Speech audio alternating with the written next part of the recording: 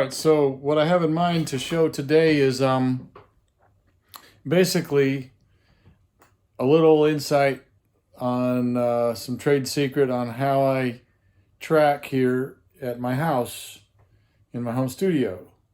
All right, so what I do is that's an interface there with Digital Performer. That's my DAW that I use.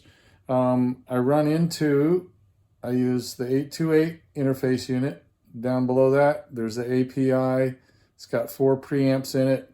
I also have a warm audio thing, but yesterday I was using the API. I was using that bass, the white Fender, Marcus Miller actually, and I was running it passive and pulling a lot of the juice out of the API as the preamp sound. And then what I do a lot is you'll see some aux tracks there. So that has stuff on it that kind of processes it a little bit, but it's not interfering with the track itself.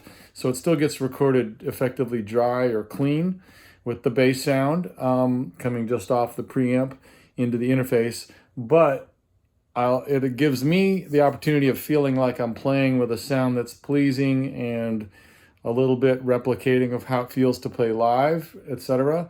In this case, I was also using an amp modeler. So that was kind of the equivalent of a 2-channel, as if you were miking a flip top Ampeg B15 on one side and then a 410 or 412 cabinet like modern speaker on the other side.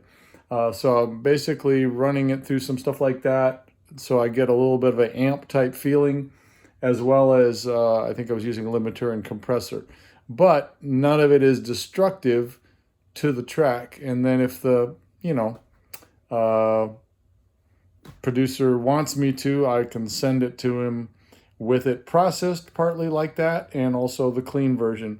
And then of course I get these rough mixes. This one actually sounds very good. It's a very good producer named Amin Inam, and the artist's name is Blair. I'm sure this stuff will be coming out soon, but anyway, they're taking it for some presentations to LA today from what I gather, and I did 3 songs yesterday for them.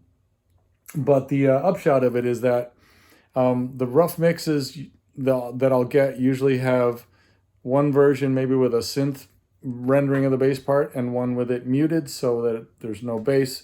I can play to that, but I still always want to have a click. So I ask them what tempo the session is at, and then I put my own click down also. So when I was recording, I actually had the click as well, and that way also I can make doubly sure that my measures line up, and it'll make editing a lot easier. So that's how I do it. We can do more about this topic down the way. I just thought some people might find that interesting, and gearheads especially. So, all right, take care soon. Bye-bye.